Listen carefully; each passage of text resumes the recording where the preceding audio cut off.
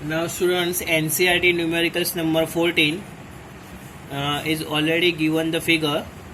There is the three charge particle is given 1, 2 and 3. We gave the name Q1, Q2 and Q3. Now we have to find out the first sign of charges, and second we have to find out the which particle has the highest charge to mass ratio. Okay, now for find out the sign of charges, students, you can see the Q1 and Q2 charge particle is moving towards the positive one plates, right? Means यहाँ पे हम लोग अगर figure draw out करें तो ये positive charge है और ये नेगेटिव चार्ज है.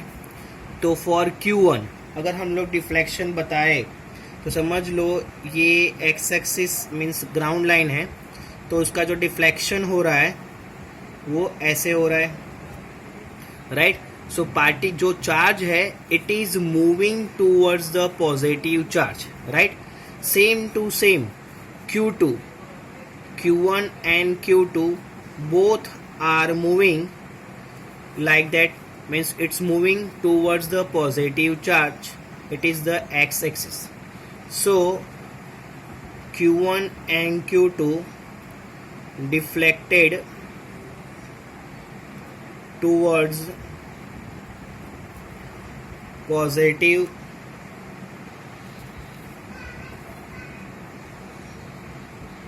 plate, so they becomes negative charge particles, right. क्योंकि नेगेटिव हो गए तो ये स्टूडेंट्स वो पॉजिटिव चार्ज की तरफ डिफ्लेक्ट करेंगे, right. And clearly you can see the students third charge particle, positive charge and negative. Third आप देखो यहाँ पे वो कहाँ पे डिफ्लेक्ट हो रहा है, टूवर्ड्स द नेगेटिव प्लेट. सो ये एक्स एक्सिस कंसिडर कर ले, और जो थर्ड चार्ज पार्टिकल है वो नेगेटिव प्लेट की तरफ डिफ्लेक्ट कर रहा है, मीन्स ये कौन सा चार्ज होगा, पॉजिटिव वन. सो Q3 जो है deflected towards negative plate, so it is positive charge particle. Clear. तो स्टूडेंट्स हमने यहाँ पे आइडेंटिफाई कर लिया कि साइन ऑफ चार्जेस. सो हमने जो कंसीडर किया था, so Q1 and Q2 it will be negative and Q3 जो है वो पॉजिटिव चार्ज होगा. ये फिगर में से हमको पता चल रहा है. Clear students. Now second one we have to find out the which particle has the highest charge to mass ratio. Students यहाँ पे कॉन्सेंट्रेट करो, charge to mass means Q/M ratio बोला हुआ है, charge to mass ratio means हमको ये relation जो है पहले वो फाइंड आउट करना पड़ेगा with respect to displacement. Student यहाँ पे सारे जो चार्ज है वो डिस्प्लेसमेंट कर रहे हैं according to the Y axis. So what is the relation between Y axis, charge and mass. So हमको फाइंड आउट करना पड़ेगा, राइट. सो उसके लिए स्टूडेंट्स नाउ यहाँ पे जो फिगर में आपको दिख रहा है there is the constant electric field, क्योंकि यहाँ पे पॉजिटिव एंड नेगेटिव चार्ज दिया हुआ है. So electric field is flowing from the positive towards the negative. So there is the constant electric field, you can already seen. So for uniform acceleration, so for the uniform acceleration we have to use the equation to find out the distance, where y is equal to ut plus means v naught t plus 1/2 at square. You can see in 11th science, right. ये equation हम लोग use कर सकते, where initial velocities of the charge particle we can consider 0. So y is equal to 1/2 at square. Now what is the acceleration?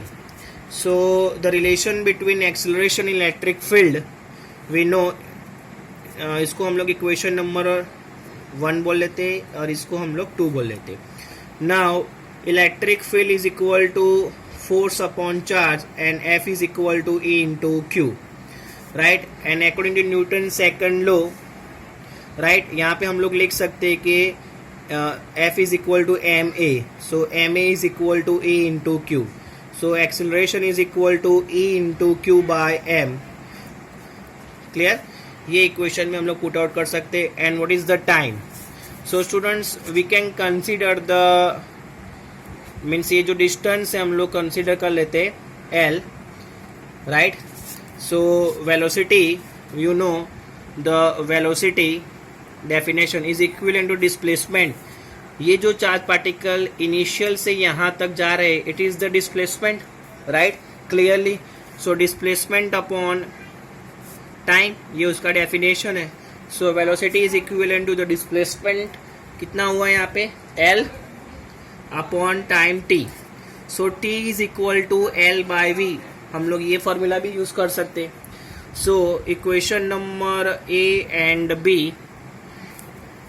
जो है वो यहाँ पे पुट आउट करो. So y is equal to 1/2. Acceleration की जगह पे स्टूडेंट्स हम लोग क्या लिख सकते हैं? Electric field into charge upon mass. And instead of time we can also write down the L by V whole square. So clearly you can see from the formula there is the, already I said कि electric field, length and the velocity, these three parameters are constant, right? And obviously 1/t is already constant. So displacement which is directly proportional to the charge and inversely proportional to the mass, right? So students, because electric field, length and velocity is equivalent to the constant, so हम लोग ये formula use कर सकते. So using this formula के displacement directly proportional to the charge and inversely proportional to the mass, right? So you can see from this formula कि तीन जो charge particle है, फर्स्ट, सेकंड एंड थर्ड, उसमें सबसे ज्यादा डिस्प्लेसमेंट कौन सा चार्ज पार्टिकल कर रहा है? तो ऑब्वियसली जो थर्ड चार्ज पार्टिकल है वही सबसे ज्यादा डिस्प्लेसमेंट कर रहा है. So third charge